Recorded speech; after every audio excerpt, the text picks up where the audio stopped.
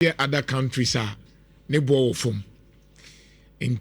For almost like a month, 2 months there. Onoma preswa any enya results.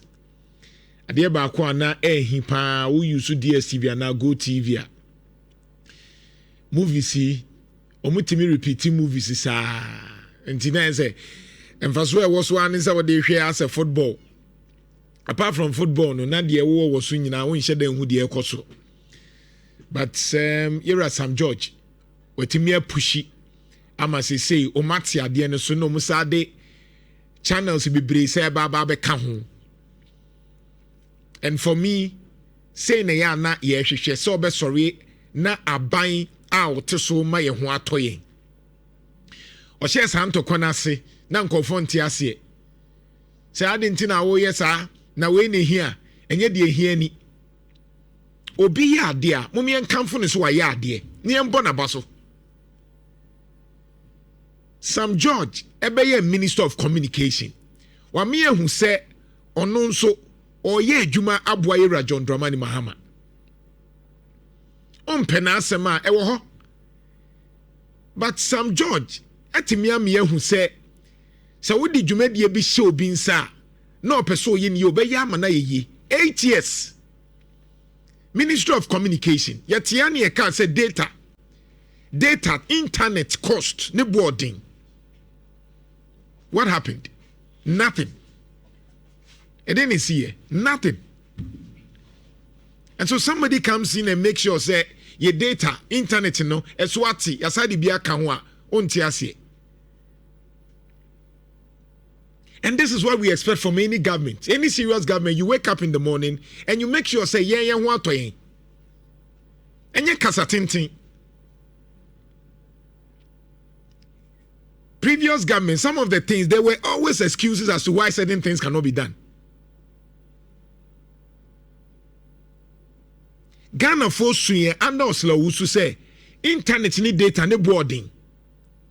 Bro for tintin no mukache as if say ntimi enti data ne so. Sam George bayi watimi apriama MTN ni Vodafone ne na busiafo yi o matete the cost of internet and me to abebre.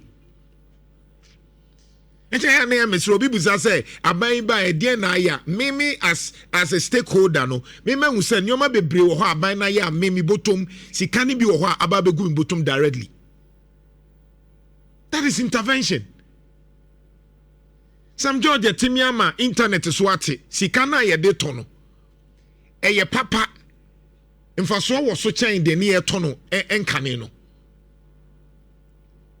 DSTV say about necessity because local channels and me DSTV ni Go TV am use no me sha na mostly about Al Jazeera ni CNN ni enu ntikra na ya na mehwe me mano o mehwe cartoons na se sa cartoons ni na se for no unhye da nya bi wo ye local multi TV ne so aside that no so no enwura bebre eni sa Go TV ne so anase DSTV ne so. Because me were multi TV. And you go TV ni DSTV. Osha multi TV na enya te say stations say papa na. Obi a use multi TV no. Enya stations say papa Nhyira FM ne na busuafo yi Joy News ne Joy Prime na sefo a. De aka dodo na ye nwura. De wo hwe nyina ye fasika bra jisika koye sei. And just what we call in communication theory cultivation theory. Ohwe sa nyoma no kra na wa adwene nyina ba ye bibi basa enuro brana memua ye mpadwuma akwadworo anything na scams bebre ados no. Enti so bi ka say na ye wadwuma bebre na anything na DSTV we so efa ho be on T system na se.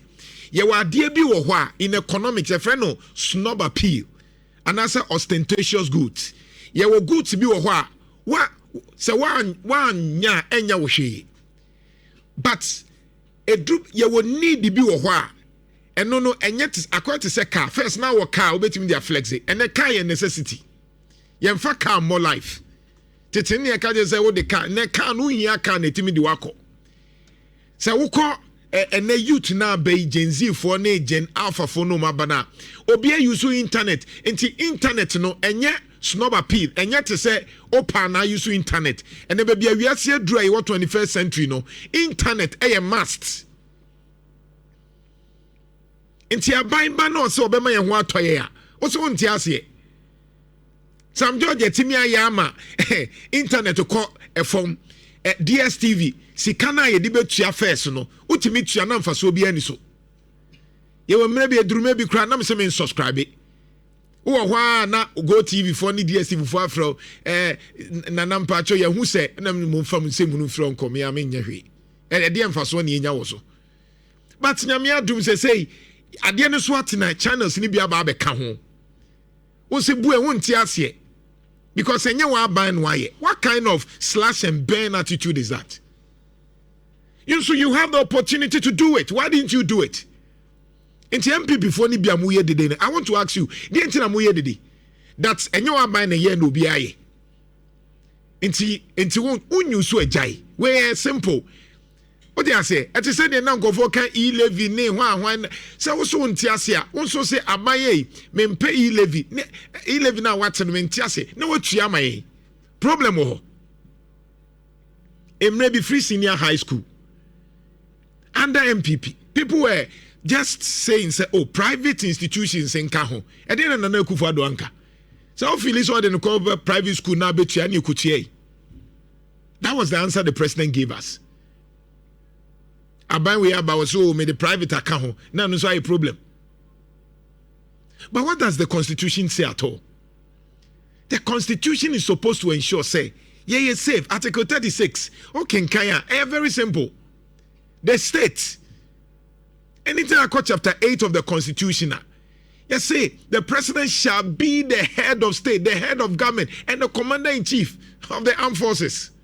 The head of state, aban or your President John Dramani Mahama, or no, and a binding united no. Now, oh, yeah, dear, your home better was a problem. And she's so persuading.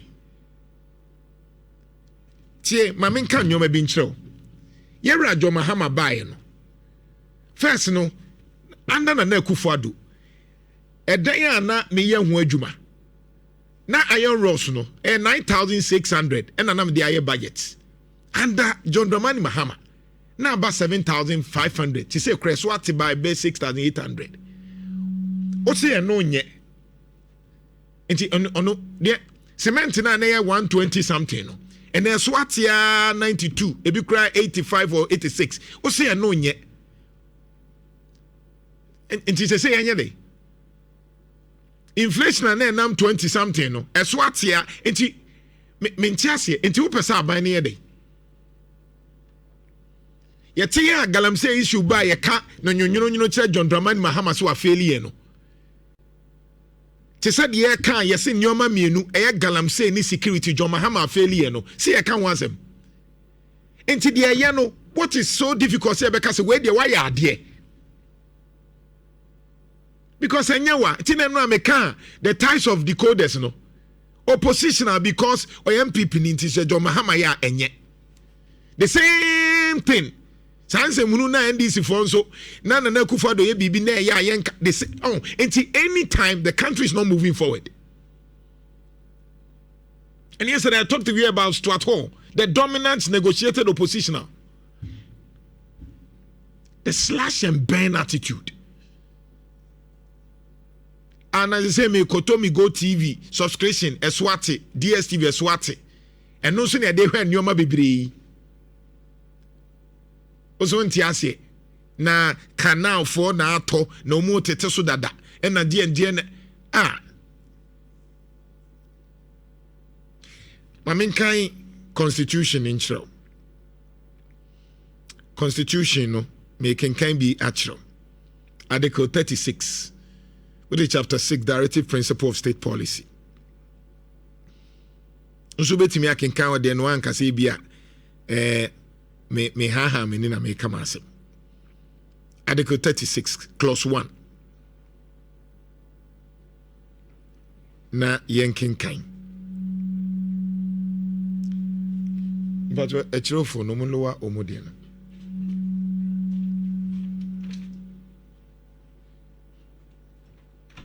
But your be Article 36, Clause 1. The camera needs to please. It's over Pacho. No, let me see. If you want to communicate with. Article 36, 1 Kasa B. Na Yankin Kain.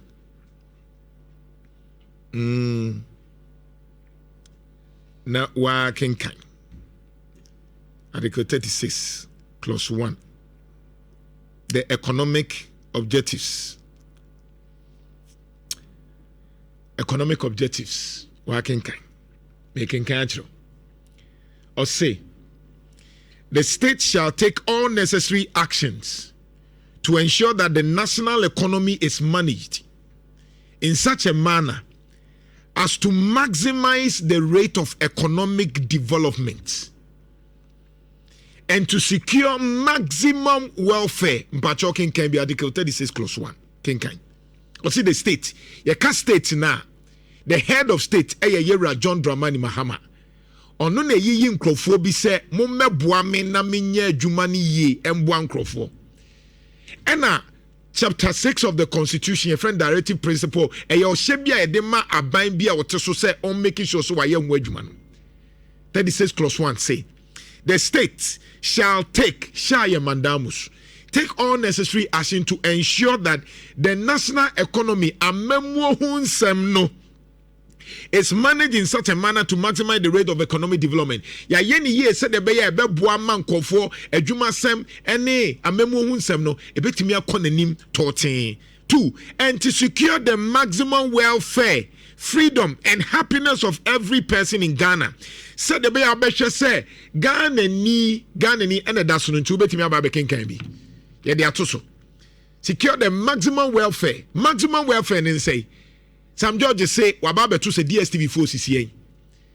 Abana baba to say e-levy a prying. Abana beto say be a betting tax a high. Abana baba to say iron rods problem ho. He secured the maximum welfare. Say ye DNT. Why ye hu freedom, fa hudie, happiness, any je. E ba obi ani age of every person. And now few people. Every person in Ghana. And to provide adequate means of livelihood and suitable employment and public assistance to the needy. We ayen shesheye aban bia wo so de ye. Enti sa aban bia ba no say ade we na enye. Enti mababa ye ni ye a ne akamfo ne se onye ni biem emaye. Se wanya ne atata no. Na ye sorry na pana President John Mahama say state of emergency galamsey na dey. See any budget. So I need a company at near 20 ano. Because my catcher say a Drew baby a Ghana no and your political party will say this idea fit my. Yet their life as share political parties in sir. What have they done for us? Apart from so move free on na a kababe a bebe guye so left and right no a DM for so. Anka we are near Jin Kenya Bibiao. Basi a bre. Enti wunya bibi kutua bi a on say politicians no MPP ni NDC for no omo de ahyenko asumu anti omo ye bibi a wo senkan no eye basic na ye ni age enye ya omo ma koma de ache elite theory nipa kakra bi didi wi a na de aka ne apopra ma mse monje momo de ane se mu wi amonto aba enye sa na ye mo mu wi amonto aba ma wo mo wo de ne so obeto aba na sebi de bia me catch say me ti hei multimedia ti hei obetimi anyame na bia ba wo mia or whoever ba betam t-shirt say koye campaign menye ye radio Muhammad timi fa t-shirt in besem menye. Why? Because I am empowered. Enti me sorry anopa bia na empower wo no ye person wu ni say ye radio Muhammad oye yakoa, he is a servant onya obia o ye ne man to me. And two sorry no pa yera George Sam George no or ye akwa adwuma. He's a servant. He's not a god. But the problem is that we create God out of yeyan krofo ye so munkosumo. And when na akwa problem nti oba wuntimi kan asem. And your man simple ones and not the be a Soriano Panieka, Efa MPP Nina Nakufa the one, MPP for C and Po Masemno. At that time, Komutia, Kebia, and they said no much for Mubui. Party, as they say, JFK, a kind known to the one who say MPP why they a bad thing because no mass what thing. Because you can't say now soon, Tia. Yeah, Tiano, we speak for the people. And your mother be why you Soriano Pania can, ye can because the Nipane can ye can. But who are Bema won't timase? Because to you, you think, say, we hate somebody. We cannot continue like that. Politicians, let us not give those let us see. Hey, one person swimming to Quaque. Why, young 20 hours. You're a Jomahama about 4 years. And this is for you campaign at you, simple no more. We need to do those things. And Manko phone who say, Aye, I didn't think I call hospital. Hospital now me kono minisika. Na kufuado or call hospital or to me call landing. Ba umia betimi akọ landing. Jomahama betimi akọ landing or ko check ni moja or ko check ne ho na where. Oyaria obe tuka akọ abrochire na where. Yati ya konfa nochi ne yetwe fa ebo no. Eno akọhwe kolebu CEO eno ototo papa so no. Enti how long me pese me busa how long na wa wu tie mi a NDC ni MPP didi utiri mu no. A wu di o mechi me busa say wo nya nsuo panom. Nsuo betimi anom. Hospital no se BBC a wo betimi akobi. Se e kase for 10,000 bra because of operations a wo betimi ayebi. Me busa wa wu tie mi. A MPP ni NDC di utiri ma unhu de onyan me busa say se wo yare sesie ya me se for 10,000 bra wo betimi ayebi. Se wo dan wu a wo betimi achia rent wo betimi. Wo 10,000, 12,000, 15,000 wo betimi akwakotua as a young guy. Wadwuma na ye tua wo ka no, etua ka more than 2,000. National service near mama say 600 near asatete and now there yama wo kwanya set na social media young guy a woni adwuma ye. Didi omo mu nya adwuma ye atem. Wo adwuma no young guy woni adwuma ye. De bia me makacho ze me yire ne me ma ye be hwe omu free. Me yare a ye be hwe me free. Makatua e common de me na we. Wona ye ko ama no wama NDC ne MPP for eta wachi ena de bia wotia abontin ena wo kika nyoma unhu say you are supposed to charge them say hey ya tuma say mam ya adwuma nye ene na no wo ma bia national service over 200 plus youth esa beka oma omuni adwuma ye 5 years ago no so position ni ba ye de maintain ni test confo ya ten ni test con fo ya na de ba mu we bia na wo join ni bi ten for ye NDC for na no mu omu organize omu university test con for ye MPP for sanko for ya na de adwuma na wo na wo tie echi na nkoto aba no ye mfew because you don't have any godfather ye be mo man na yi because sabi enye so ma kusku a chen eya kwenya Sam George o Sami Jamfio eya kwenya enti ye ma kwenya you are supposed to serve. And then my brother Momudia no mu wieska. A crofon kwa ni a wisem ye ma help the person. Buani pano si kan wajia no e di oban sika. Nye toto papa so. In China ni ye kun crofon no. Aha ye plea bargain. Into to meet 60% or 40% na eko. But China ni no obeju sika se ku aka ho no wabusiafo nyina. Nti na de bia na me boss anyum no mo memu nsem ehia wo dwene ho anopa awia anwumre anadwo se wo kwa akobom paya no akai Ghana no wasu afre genya nkrompon se fa Ghana ye de Ghana hye wo nsa dwene de onye papa ni kuni free ho my simple. Ghana must work.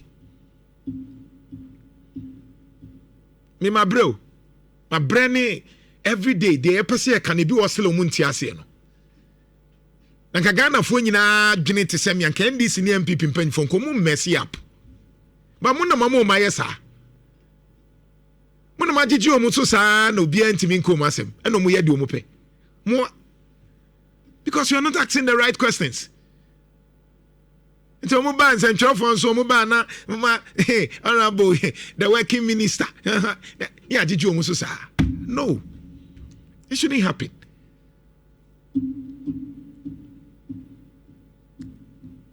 And I am a small research. Kofi Nefabra. In Nigeria, why is it that Nigeria banks ni na etimi from ukrum echo other places? Over Ghana, ha Nigeria banks a doors to change Ghana Bank. Ghana Bank has a GCB and a ADB and a National Investment Bank was a Prudential Bank, Kakrebi. But majority of the banks here, no, Nigeria banks are dominating. Why? Because there's a systematic policy abanse or I'm a Nigeria investor. Okwa bro Nigeria dankote abanbeko abanbesesa. Unti se Nigeria whether NDC MPP or Nigeria no omu take dangote or adenuga the global you know and then mpanyifo bebre omu ye adwuma. Businesses are protected in Nigeria. Yemfa politics enko ho. Uko Nigeria, businesses are protected. Yemfa politics in Koho. Oba Ghana ha. Se siya NDC abey. NDC in for MPP mafia umunyinano. Se say enche umunyina ebe di omuho. NDC free so na MPP in so ba. No ma be mafia NDC politicians ni nyina na MPP for ne diaba. Ya bodam. We are mad people because ya doing say ye di ho abro entinka business na was ye protecting no ye be collapse because of MPP ni NDC ye bia ani ama abrofo ni mom adio mo ho then we are complaining. Mama quick information about Nigeria what they do and the Ghana ye betimi aye.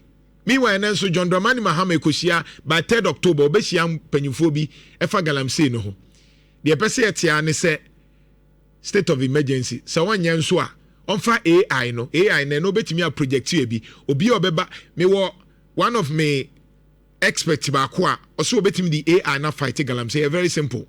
What they do is ombe encode enti drone no ebe monitor be a site no obi a enti se wo ben ho a obeba otu aku simple ene ye wo drone na etimi shoot nipa enti me president kasa drone ni be na me use obi obekọ forest reserve no o ben ho na sensor no ebeba otu akun rivers no so wa be ben 100 meters over na drone sensor no wa ebe blast o Donald Trump aye bi wo Venezuela see no so bibia ye simple o se cocaine obe blast o bekun o yes ano Venezuela form di cocaine free epo no so ko US no eso ate enti mimi ye president ka drone na me use because soldiers and police won't compromise it. Enti me ye sensor drone de bia na nam river pra river fin rivers ni nyina so enti ye say 100 meters obi a wode na ade ba 100 meters bia bro 100 meters na no ye betutuo we kra de machine to ntimi bribe machine pa se nipa ba ko mienu teteto obekoyes galamsey fo bi atete ato river pra nim e bia wu excavator no ya blasting na simple bibia be solve na yenko kra na yenko tenase na yenko it's a waste of public time and resources kofi yenko Nigeria de no na yenko Yonana okopie mu Nigeria ade a wo ma ya wo de bo apa se be ya nwuma be koso especially wo be investment wo ho no na de di kan wo no ediwura taxes the Nigeria for we say toward the ehuhia de bia ya kan aban anye to be de develop your mind no aban anye ska be de develop but who kopie mu Nigeria na wo de no ma bi agu a tax incentives bia boa ma enwuma ku no etimi flourish until we Nigeria o Ghana ha tie we businessman tie de Nigeria ban aye ama Nigeria omo challenges there na so business policies o media to say the be ya wa ye adwuma ne betimi abakofie nko na de di kan omo wo pania status ne tie ne say enwumakuo ahodo no a wono mo wo ba bia omo ye enwuma a bia ho no nheda enye kama pa te say bia bi wo kru kesiem ni ade no na mfie num kosi nso omutumi emo tax holiday ena nyuma kokora na omabebie ne foforo no emfie num ekosi nson no omo tax holiday so omo mfa emoa wo omo ho no omo nya adwuma no enkosi emfie num ne nson mu ansana omo ahyase agege wonto etinana eno nso edemu a omo eye nhyehyɛ a omo de boa ema no omatumi konkan ewo Nigeria fo no dwumadi emu na nan so hwɛ a yesi solar panel manufacturing company bi ewo Nigeria a omo the northern part of Nigeria hono na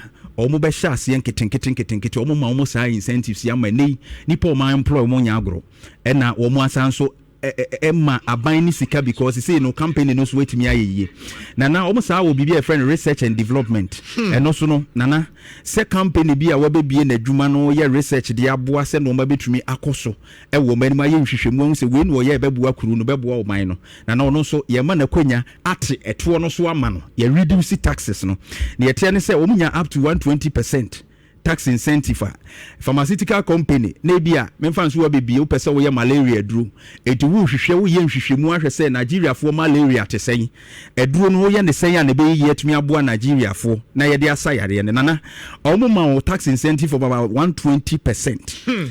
It is a wo boka 100 million naira na aban na ma wo kwan se sika anke ye hwe so na yateto no e de afiri mu no yimu ohamobu pen aduonu eto nchen say no de ka wo boy no wo fa ne free wuntua so to enti in a way no so oboka $100 million obeyi $120 million ato nchen no wuntua so to aban ne de che wo keke Nigeria because of wo ye nhwehwemu de aye bibie de aboa na de omusa de aka ho ne say ebia say wo Nigeria man ni mu no pese bia wo ye fruit juice bi wa bie company ye juice na ubehia nka ubehia brobe ubehia sa raw materials no na ofa ne Nigeria krom ho nkoa no ankra ma aban ne se wafa ne krom ho nkoa de ye adwuma ni ntino wo ye company no wabebia wo cha wo 30% Nigeria titie o ti Ghana ya na ye dede bebre na sometimes ye sa case study ma wo hu se so mu ye dede a obi aya ma na ye and we can do it simple Obi abayo Nigeria ya kan wasem. Look at the business environment. Yeah. Then ya now so a businessman no compare the parliamentarians no kwajitum say we a businessman wo Ghana ha there was here yo.